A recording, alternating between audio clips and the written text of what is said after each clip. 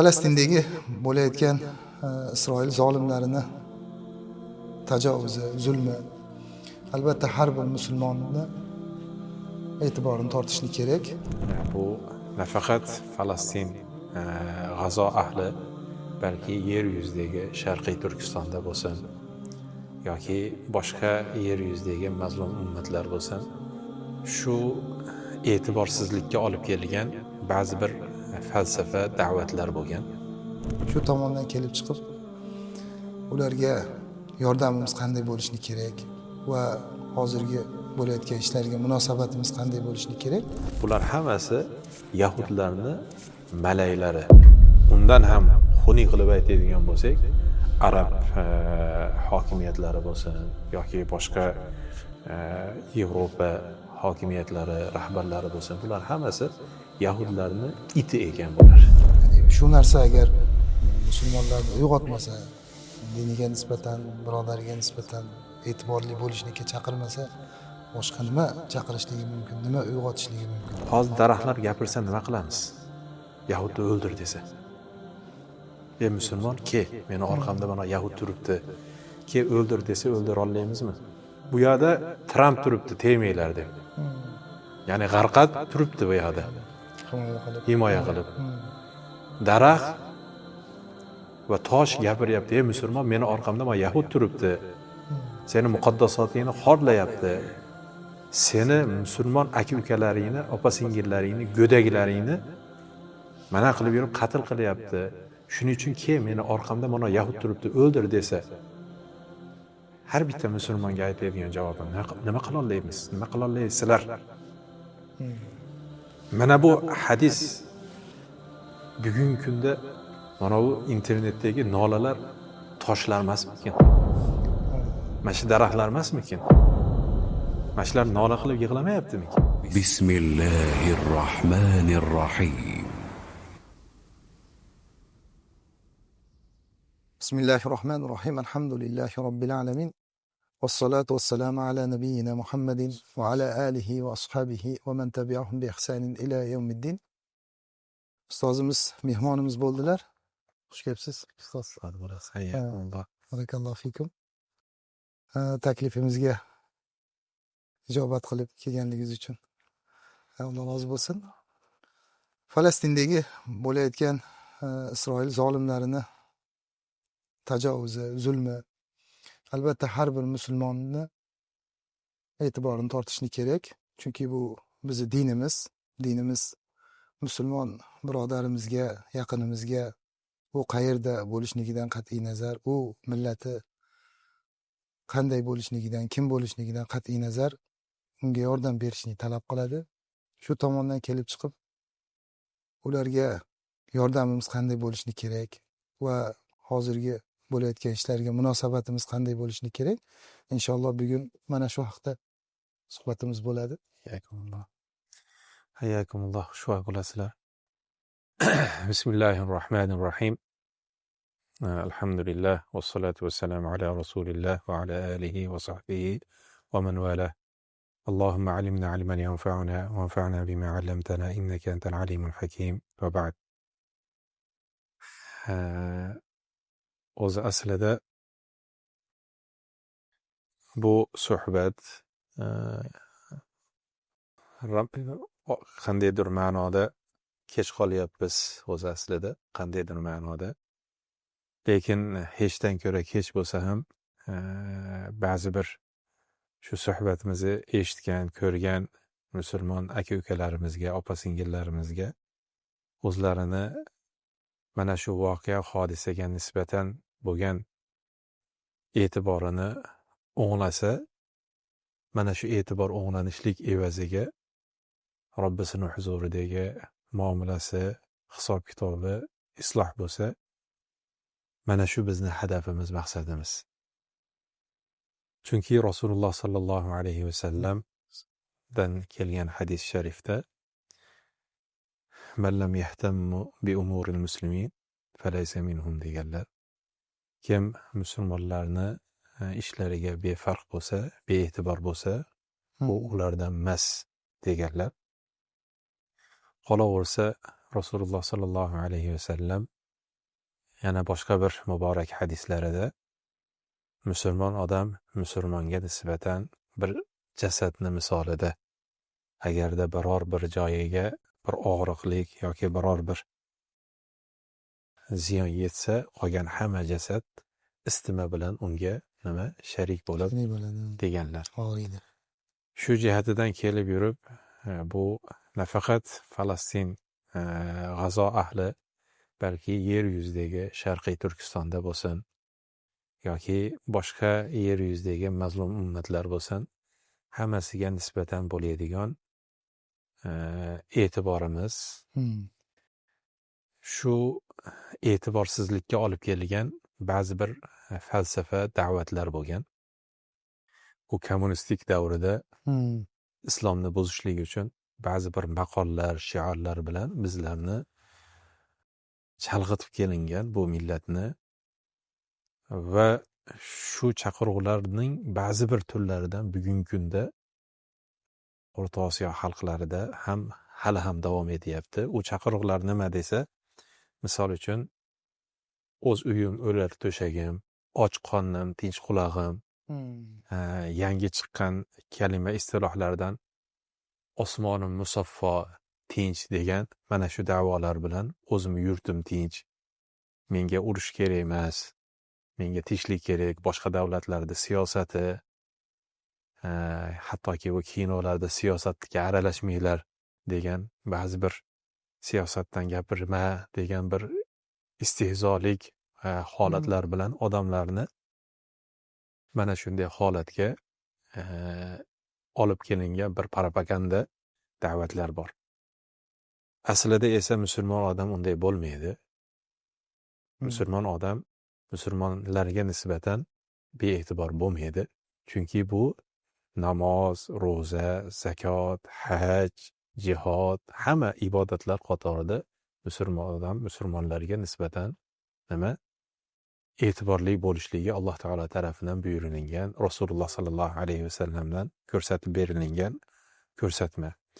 Shularning ichida ibodatlarning ba'zi bir ibodatlarga nisbatan afzalligi bo'lgandek, ba'zi bir yerlarning ba'zi bir yerlarga nisbatan afzalligi bu dinimiz tarafidan tayin qilingan Allohning fazli. Qaysidir kunni afzal tutishligi, mana shu kunlarda hammalarimiz Ramazon ibodatini ado etib, Alloh taologa bandalik qilib ro'za ibodati bilan chiqdik. Bu oyni boshqa oylardan Alloh taolo afzal tutdi. Kunlarning ichida Alloh taolo Arafot kunini boshqa kunlardan afzal tutdi. Tunlarning ichida Qadr kechasini Alloh taolo boshqa kechalardan afzal tutdi. Yerlarning ichida Alloh taolo afzal tutgan yerlardan Masjidil Aqso yerlar. Alloh subhanahu va taolo u joyda xabar berib, subhanallazi asro bi abdihi laylan minal masjidil harom ilal masjidil aqso allazi barakna hawlahu deb Alloh taolo u yerlarni atrofini biz barakotli qildik.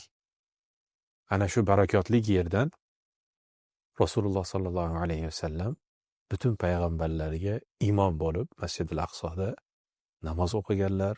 Alloh taolo u kishini sha'nini ko'tarib Masjidil Haromdan Masjidil Aqsoga sayr qildirgan. Bu narsani Alloh taolo bizga Qur'onda o'zi eslatgan va bundan olinadigan saboqlar bor.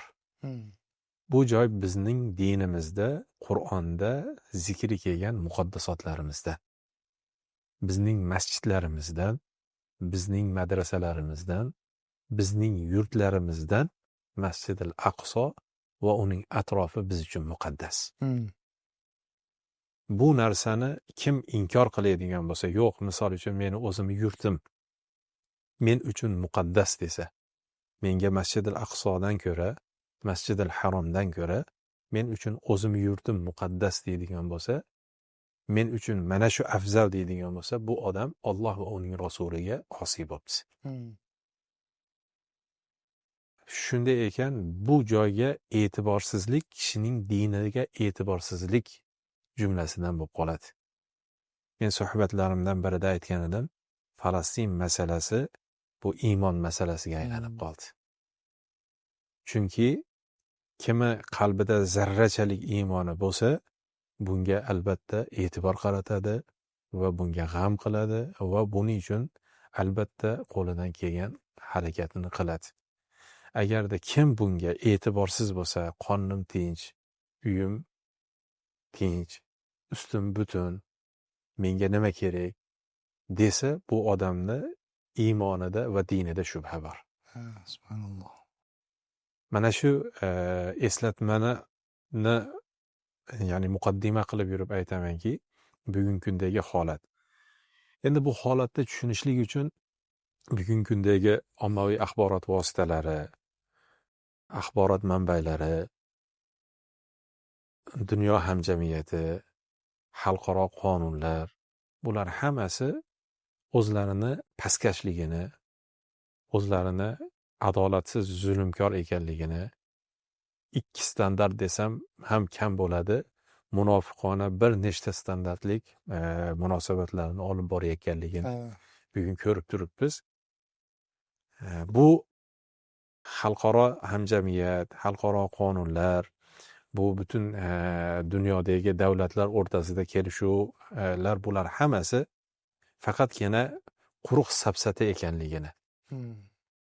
Bu ayollar huquqi, yoshlar, bu davlatlarda ya'ni o'zini ya'ni mustaqillik hudud, ya'ni mustaqil bir davlat chegara hududlari, unga tajovuz qilishlik xalqaro jinoyat ekanligi, bu xalqaro jinoyat esa xalqaro mahkamada adolatli ko'rishlik degan da'volar hammasi puch ekanligini nimaga ya'ni qisman odamlar bayon qiladi-yu, davlat va davlat rahbarlari yoki davlat urinidan, maqomidan turib yurib, vazirlar bo'lsin, deputatlar bo'lsin, nimaga bunga munosabat bildirishmaydi? Mana bu narsa hammasi xiyonat ekanligi, bir so'z bilan xunuk bir alfoz bilan aytadigan bo'lsak, bular hammasi yahudlarni malaylari. Undan ham xunuk qilib aytadigan bo'lsak, arab hokimiyatlari bo'lsin yoki boshqa Yevropa hokimiyatlari, rahbarlari bo'lsin, bular hammasi yahudlarni iti ekan bular. Ular aytgan joyda borib, ya'ni itni vazifasi xo'jayini borib fos desa borib tishlab kelganda, borib shunaqa tishlab keladigan it ekan bu hokimiyatdagilar. Bu kalimani aytsam balkim it agarda tushunsa it ham xafa bo'lsa kerak. Bunchalik men pastkashmasman desa kerak. Albatta. Chunki ya'ni vijdon qolmadi bunga. Bitta ko'p yaxshilik bor. Qanday bu shuncha insonlarni mana bugungi kechadagi bu maktabda urilinganini qarang. Dorul Arqom maktabini bombalaganligi. Bu bombani kim qilyapti? Qayerdan olib keldi? Qani xalqaro qonun? Bombalagandan keyin Netanyahu nimaga bordi? Vengriyagami, Belgiyagami? Xalqaro sud ushlasin degan nima chiqargandi, qaror chiqarganda Belgiyada yuribdi. Ushlashlik kerak o'zi asli. Uni olqishlab kutib olishdi. Ya'ni bu voqelikda aytyapman. Bu voqelikka olib kelgan narsa nima? Ya'ni bu jurnalistlar, axborot vositalari, bular hammasi qandaydir bir mazlum 7-oktyabrdagi bo'lgan bu Hamas harakatini zalojniklarda olganligi uchun bo'ldi, bular indamasdan yurganida degan da'volarni ko'tarib, ya'ni ikkinchi tarafni da'vosini ham adolat bilan bunday qarash kerak. Bo'lmasa 7-oktyabrgacha tinch turgan edi-yu. Shu ya'ni mujohidlar, Hamas harakati, Qassom mujohidlari zalojnik qilib yurib, asirlarni ushlaganligi uchun bu urush keldi. Aslida bu narsa yo'q edi deb turib yurib, shu bilan aldanib turgan yoki shu axborotlarga ishonayotgan insonlar Alloh taoloni o'zining kalomidagi xabariga zid osiy bo'lib qoladi.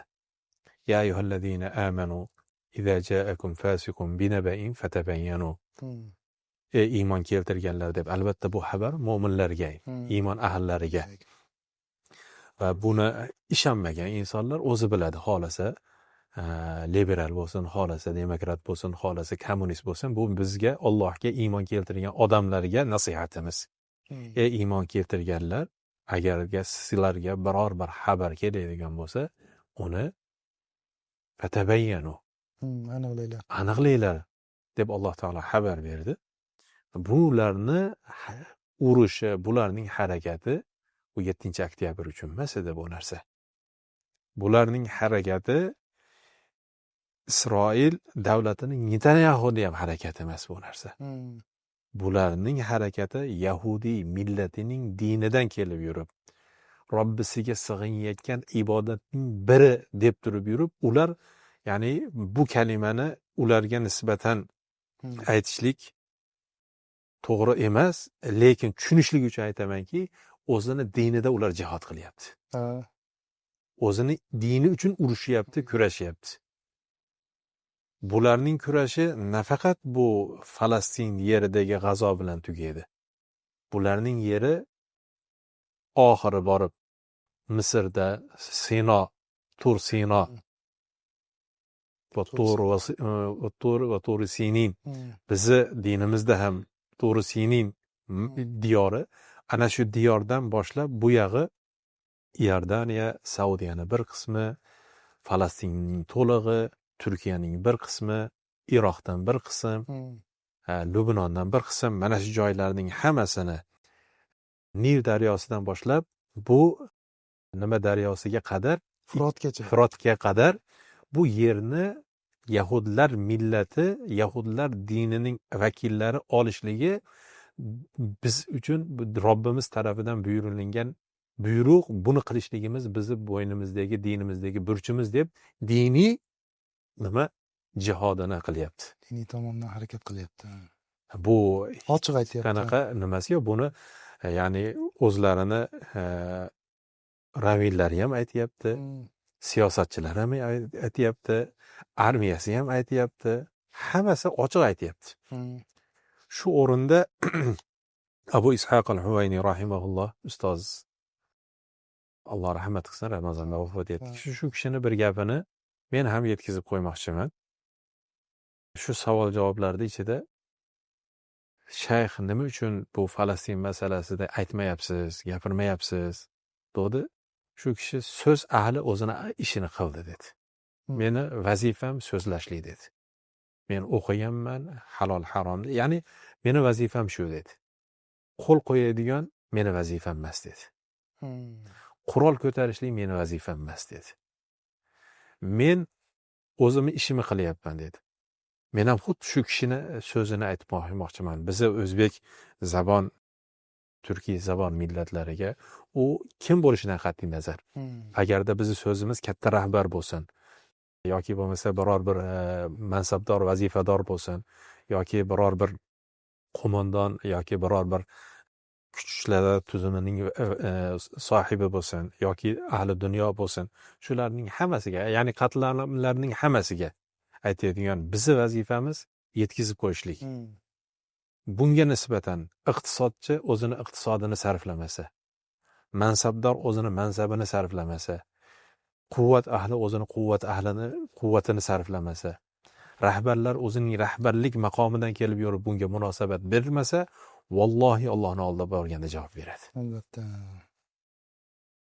Dunyo ahli o'zini dunyosi bilan yordamini bersin.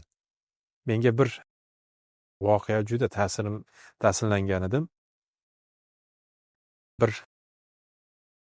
inson telefon qildi-da, domla dedi, farzandlarim bilan munosabatda bir bayram munosabatda o'tirganda shirinlik, qand, ya'ni shokoladlar yeyotganimda mashitimga tiqilib qoldi deydi. Falastindagi go'daklar nima qilyapti deb shuni qana qilib bo'lsa ham shu go'daklarning tabiatidan shirinlikka o'chi bo'ladi. Shu shirinlik kirgizaylik shu go'daklarga, hech bo'lmasa shu ozgina bo'lsa ham ularning qalbiga quvonch kirgizsam degan narsani aytgan edi. Shuni eslagan qatorida aytamanki, hammani o'zini vazifasi. Rahbarlarni o'zini vazifasi. Agarda sukut saqlasa, mansabim ketib qoladi yoki menga bosim bo'ladi, yoki meni qo'limdan hech narsa kelmaydi deydigan bo'lsa, Allohning oldida javob beradi. Armiya. Kecha doktor Navoiy bu joyda Falastin ulamolarining hay'atini raisi bor. U kishi kecha bir bayonot bilan chiqdi. Falastinga, G'azo, Iordaniya, Misr yoshlariga, yigitlariga murojaat qilib aytdiki, ey musulmonlar yigitlari, yana qancha sukut saqlaysizlar? Chegaraga qarab yuringlar dedi. Va boshqa yurtdagi musulmonlarga nisbatan Isroilni elchixonasiga qarab yuringlar, norozilikni ko'rsatinglar, yana qancha kutasizlar dedi. Yana qancha kutish kerak? Nima qilish kerak? Kuniga yuzlagan, balki ba'zi bir kunlari bir nechta yuzlab go'daklar, asosan go'daklar, yoshlar, ayollar vafot etyapti. Dorul Arqamga qarang, maktab bolalari. Aksar bolalar, eng ko'pi bolalar. Ya'ni shu jihatidan kelib yurib, bu Falastin masalasi iymon va kufr masalasi. Falastin masalasi jannat va do'zax masalasi. Falastin masalasi qutulishlik va tutilishlik masalasi. Bunga befarq bo'lgan odamning dinini ahamiyati yo'q. Bunga bee'tibor bo'lgan odamning iymonida shubha bor. Chunki Robbimiz muqaddas qilgan joy. Robbimiz u joyni muboraklik qilgan joy.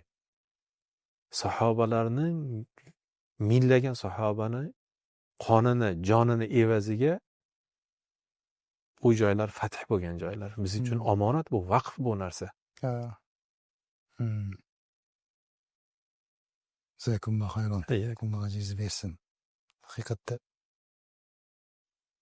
oxirgi bu bo'layotgan ishlar musulmonlarni, ya'ni shu narsa agar musulmonlarni uyg'otmasa, diniga nisbatan, birodariga nisbatan e'tiborli bo'lishlikka chaqirmasa, boshqa nima chaqirishligi mumkin, nima uyg'otishligi mumkin? Aytganingizdek, har bir odam fattaqulloh mastata'tum degandek Alloh taolo qodir bo'lgancha harakat qilmasa, ertaga Alloh taoloning oldida albatta javobgarlikka tortiladi. Ibrohim alayhissalomni olovga tashalayotganda Isroilot xabarlarda keladi-ku, nima chumchuq, xush. og'zida Suv bilan o'tni o'chirishlikka harakat qilgandi. U o'tni o'chira olmaydi, u qancha o'tni nima qiladi, lekin o'zini tomonini qaysi tarafda ekanligini ko'rsatishning uchun harakat qilgan. Mana shunga o'xshash biz ham o'zimizni qaysi tomonda ekanligimizni ko'rsatadigan zamonda turibmiz, paytda turibmiz. Keyin shu o'rinda yana bir qancha olimlarning gaplarini nima qilib qoldim. Hozir mana ularni Isroilda kim ekanligi ayon bo'ldi endi. Bundan ko'z yumadigan odam, endi u odam ya'ni haqiqatdan ochiq ko'rinib turgan, ravshan bo'lgan, haqdan yuz o'girayotgan odam. Ya'ni kelajakdagi farzandlarimizga, avlodlarimizga, ya'ni ularni kim ekanligini biz o'rgatishlik kerak ekanligimizni bu narsalar ko'rsatadi. Hozir mana ko'p sheyxlardan, olimlardan ko'rilayotgan, eshitilayotgan narsa, ya'ni farzandlarimizga o'rgataylik, ta'lim beraylik, ajrasin. Ertaga ya'ni bugungi holatdaqa holat bo'lmasligi uchun dushman kim va unga qanday muomala qilishni kerak, uni kirdikorlari, uni har xil hiylalari, mana shu narsalardan ogohlantirib dushmanni tanitishligimiz kerak. Yani dushmanni tanitmasak, ertaga kelajak avlod shu dushmanni har xil nimalariga bugungi kundaqa mana aldanib, ba'zi insonlar aldanib qolgandek, aldanib qolishligi mumkin. Hozir mana O'zbekiston bilan ham ular aloqani yaxshilashlikka nima qilyapti, harakat qilyapti. Chunki bilyapti O'rta Osiyo xalqlari ularga qarshi, ularni bu qilayotgan nimasiga ko'p odamlarda nafrati, yomon ko'rishligi, adovati uyg'onyapti, paydo bo'lyapti, shakllanyapti. Shu narsalarni oldini olishlik uchun bular, ya'ni o'zlarini chiroyli qilib, shuncha ishni qilib, ya'ni o'zlarini va'da keyin yana oppoq qilib ko'rsatib, bizni xalqlarni ichiga kirib keladi. Hozir yaqinda Tramp nimadan keyin Amerika prezidenti bo'lgandan keyin raviylar, yahudiylar kelib uni tabriklab o'tirganda, ularni talablaridan biri O'rta Osiyo, ya'ni O'zbekiston, o'zbeklar bilan munosabatlarni yaxshilashlikka harakat qilgin degan talab bo'lgan. Iltimos. Iltimos bo'lgan, ha. Iltimos bo'lgan. G'arqat bo'lib bergin debdi-da. Ha. Ya'ni buni musulmon odam shunday tushunishligimiz kerak. Vallohu alam shu ahli ilmlarga, ustozlarga, domlalarga aytadigan bir savol bilan murojaatimda bu e'tiqodiy masala, aytganimdek, ya'ni bu iymon masalasiga aylanib qoldi. Hozir daraxtlar gapirsa nima qilamiz? Yahudni o'ldir desa. Ey musulmon, ke, meni orqamda mana yahud turibdi. Ke o'ldir desa o'ldira olmaymizmi? Endi ya'ni buni rost aytishimiz kerak. Bu yerda Tramp turibdi, tegmanglar deb. Ya'ni g'arqat turibdi bu yerda. Himoya qilib. Xalqaro qonun turibdi, tegmanglar deb, inson huquqi deb turib yurib. Lekin daraxt va tosh gapiryapti, ey musulmon, meni orqamda mana yahud turibdi. Seni muqaddasotingni xorlayapti. Seni musulmon aka-ukalaringni, opa-singillaringni, go'daklaringni mana qilib yurib qatl qilyapti. Shuning uchun meni orqamda mana yahud turibdi, o'ldir desa. Har bitta musulmonga aytadigan javobim, nima qila olmaymiz? Nima qila olaysizlar? Mana bu hadis bugungi kunda mana bu internetdagi nolalar toshlar emasmikin? Mana shu daraxtlar emasmikin? Mana shular nola qilib yig'lamayaptimikin? Ey, mana yahud mana qilyapti deb. Mana yahudni o'ldir demayaptimikin shular? Yoki u boshqacha davr bo'ladimi u? Yana nima qilishlik kerak? Alloh subhanahu va taolo qatilul ladina la yu'minuna billahi va la bil yawmil akhir. Allohga va qiyomat kuniga iymon keltirmaganlarni qatl qilinglar, jihad qilinglar demadi. Arab tilida qatl bilan jihodda farqi bor. Jihodda har xil ma'nolarda bo'lishligi mumkin. Harakat, ya'ni bir yo'nalish, ya'ni ilmiy jihod, nafsiy jihod, boshqa. Lekin qatl deb boshqa qanaqa ma'no bera olamiz? Ha, ustoz? Milon, nima degani qatl degani? Qatl degani shu jang qilish degani. Jang qilishlik. degani. Alloh taolo qatilul ladina la yu'minuna billahi va la bil yawmil akhir. Men urushga, jihodga ochiqdan ochiq tur deyotganim yo'q, lekin bugungi mana bu yahudlarni aynan Rasululloh sallallohu alayhi vasallamdan kelgan sahih hadisda qiyomat qoyim bo'lmaydi illo musulmonlar bilan yahudlarning o'rtasida nima bo'ladi? Sulh bo'ladimi? Ha? Yoki ularning o'rtasida hamkorlik bo'ladimi? Nima bo'ladi? Jang bo'ladi. Jang bo'ladi. Biz hozir siz aytgandek tarafimiz qaysi tarafda? Ya'ni bu joyda haqiqatda 3-toifa ham bo'ladi, munofiqlar bo'ladi. Qani nima bo'lar ekan deb tashqaridan turadiganlar. Musulmon va yahudlarning o'rtasida. insonlar emasda, insonlar va yahudlar emas, musulmon va yahudlarning o'rtasida qatl bo'ladi. Biz insonlar tarafida deb turib qolishligimiz bor, musulmonlar tarafida bo'lib turishligimiz bor. Musulmonlar tarafida yahudni, ya'ni millat o'raroq, yahudni o'zlarini dinlarini vakili o'raroq ularni qatl qilinishlikka olib boradigan yana qancha jinoyat sodir qilishligi kerak. Ular payg'ambarlarni qatl qilgan. Rasululloh sallallohu alayhi va sallamning zaharlagan. O'ldirishlikka bir necha marotaba harakat qilgan. Rasululloh sallallohu alayhi va sallamni o'zingiz aytgandek, o'ldirishlikka necha marta harakat qilgan. Muqaddasotimiz Masjidil Aqsoni toptalayotgan. Ya'ni jinoyat bo'lsa hammasini qildi. Ya'ni jinoyat qolmadi. Yana nima qilinish kerak?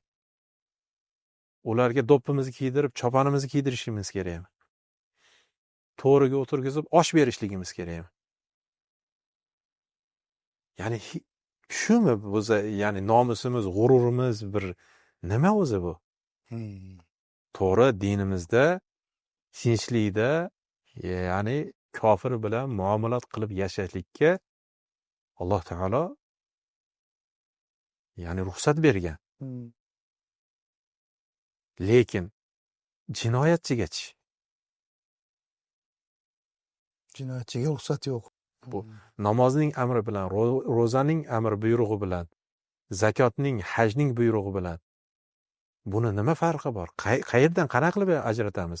Ahli ilmlar ajratib beringlar, qanaqa qilib ajratamiz? Namoz o'qishlikdan qaytarmaysizlar, namoz o'qi deb buyurasizlar, ro'za tutishlikka buyurasizlar, haj qilishlikka buyurasizlar, zakot berishlikka buyurasizlar, ota-onani xizmat qilishlikka buyurasizlar, to'g'rirog'ini aytsam buyuramiz. Lekin mana bu narsagachi nima qilishligimiz kerak? Nima uchun islomni ba'zisini qabul qilib, ba'zisini qabul qilmaymiz?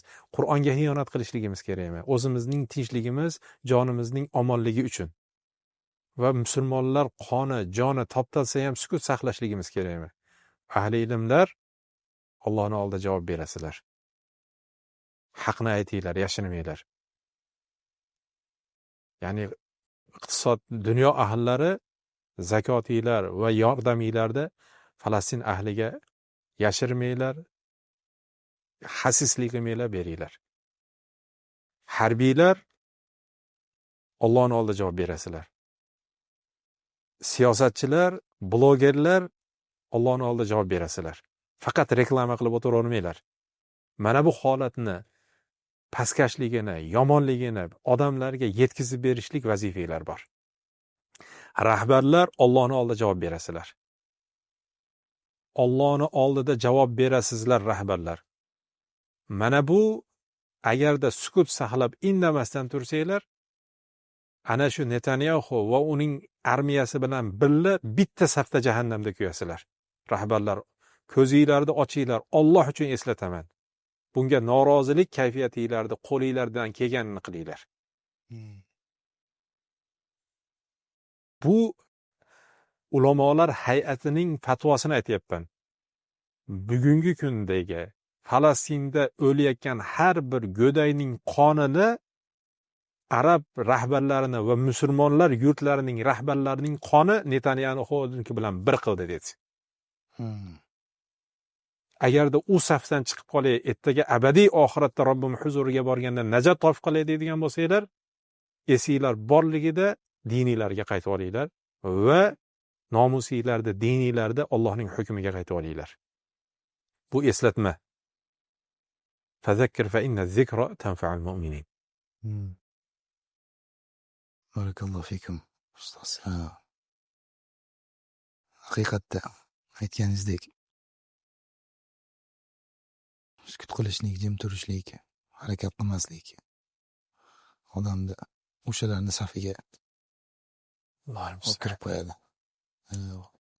Alloh ofiyat bersin. Albatta bu suhbatni chiqarishlik, bu suhbatni qilishlikdan maqsadimiz bizni eshitadigan, ko'radigan, bizni yaxshi ko'radigan yoki qandaydir ma'noda nima derkin deb kuzatadigan bo'lsin, yoki bizlarni ya'ni qandaydir manhajimiz, da'vatimizni yomon ko'radigan insonlar bo'lsin, kimga bo'lsin, hammasini biz Alloh uchun sizlarni o'zimizni islomdagi aka-ukalarimiz deb bilamiz. Bizlarni nima deyishliginglarga umuman nimamiz yo'q. Ya'ni sizlarga adovatimiz, dushmanimiz yo'q. Lekin bu yerda bitta narsa, bu aniq narsa, Robbimiz bitta, Robbimizga iymon keltirganmiz. Hammamiz dinimiz bitta, islomni hammamiz qabul qilganmiz. Rasululloh Allohning elchisi hammamiz bitta, Rasulullohga iymon keltirganmiz. Mana bu muammo bu jamoat yoki bir toifa yoki biror bir yurtniki emas, bu dinimizniki, siz bilan meniki. Falastin masalasi siz bilan meniki, arablarniki emas, G'azo ahliniki emas, Isroildagi emas. Bu siz bilan meni muammoyimiz. Allohning oldida hammamiz javob beramiz. Shunday ekan, mana bu narsaga qo'limdan nima kerak desa, qo'lingizdan nima kelishligini o'zingiz bilasiz. Qo'lingizdan kelgan narsani qaysi holatda, iqtisodiy bo'lsin, ma'naviy bo'lsin, siyosiy bo'lsin, harbiy bo'lsin, yahudlarni tiyishlik, yahudlarni bu jinoyatini oldini olishlik uchun qo'lingizdan kelgan narsani qiling. qo'lingizdan kelgan narsani qilmasangiz Allohning oldida javob berasiz. U har qanday holatda bo'lsin. Mana bu narsa bu shu o'rinda aytib o'tib ketaman. Bu Abduvali akani bir suhbatda bir pahlavon yigitni ajoyib bir hikoya bilan misolini keltirgan. Bir ajdarho bilan kurashayotgan pahlavon yigit ajdarhoni bitta kallasini olsa, ikkita bo'lib chiqaverargan. Ikkita kallasini olsa, to'rtta bo'lib chiqaverargan. Unga urushgan sari u ajdarho uni ustidan istehzo qilib kuraversa, bir hikmatli odam, "Ey bola, bu kallasini olishlik bilan bu ajdarho o'lmaydi. Halokatga uchramaydi. Buni joni palonchi joyda borsang, bir qushni ini bor, ashi joyda tuxum turibdi. Ashi tuxumni borib sindirsang, shun bilan bu ajdarho nima halok bo'ladi" degan bir hikoyani zarbul misolda juda chiroyli keltirgan. Shunda ajdarho bilan kurashayotgan bola buni tashab, ana shu tuxumga qarab ketayotganda ajdarho shunday bolaga yiqilib, "Bo'ldi, to'xtat. Nima desang aytganingni qilaman. Ke, do'stlashaylik" deganga o'xshagan o'zbekni bekarga aytgan. Yo'q bu narsa. Bu 3 ta yigit bu bitta Emiratda bitta bir dona yahudni bo'lib ham endi yahudlarda bir nimasi ekan, nima deb qo'yadi? Ravin ekan, domlasi ekan, imom ekan. Bir imom ekan. Shuni o'ldirganligi uchun bundan qo'rqyapti. Ashi tuxumimizni ushlab olmasin bu. Bu o'zbeklarda, yigitlarda shunaqalari bor ekan. Bu jonini tikib bo'lsa ham qumni siqindiradiganlari bor ekan. Shuni, ya'ni Hazrat Tramp bizga yordam bering. Ya'ni siz bosim qiling o'zbek hokimiyatiga. Bizga hech qanaqa hamla qilishmasin. Bo'lmasa bizni tuxumimizni sindirib qo'yar ekan degan holatda undan boshqa nima bor? O'zbekistonda ular bilan chegara bo'lmasa, o'zbek millati yoki bir ular bilan kurashadigan harbiy salohiyatga yoki iqtisodiy yoki bo'lmasa aytaylik siyosiy maydonda ular bo'lmasa nimasidan shunandaqa bir rijollari bor ekan. Din uchun, o'zini oxirat uchun, o'zini jonini, molini sarflaydigan rijollari bor ekan. Shular chiqmasin.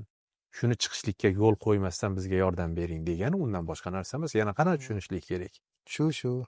Shu narsalarni oldini olishlik uchun. Men shu joyda bir buni shar'iy taraflama fatvosi yo boshqasiga to'xtalmoqchi emasman. Bir falastinlik ulamolar hay'atini kattalari bilan ko'rishganimda, "Kim u o'zbek bolalar?" dedi. "Tanimas ekanman" desam, "Bilmas ekanman" desam, shu bolalarni ko'rsam boshini emas oyog'ini o'pardim. Subhanalloh. Boshini emas oyog'ini o'pardim. Bular shunaqa narsa qildiki, yahudlarni qalbiga shu darajada katta vahm, qo'rquv kirgizdiki, agarda butun dunyodagi musulmonlar yahudga mana shu yo'nalishda hal qilganda, bu urush allaqachon to'xtardi. Aynan yana qaytib hadis. Har bir tosh, har bir daraxt, "Ey musulmon, ke meni o'ldir" degani mana shu bo'lsa kerak-da voqelikda. "Ke meni orqamda ma yahud turibdi. Shuni o'ldirgan" desa, "Yo, bu bilan savdom bor, biznesim bor.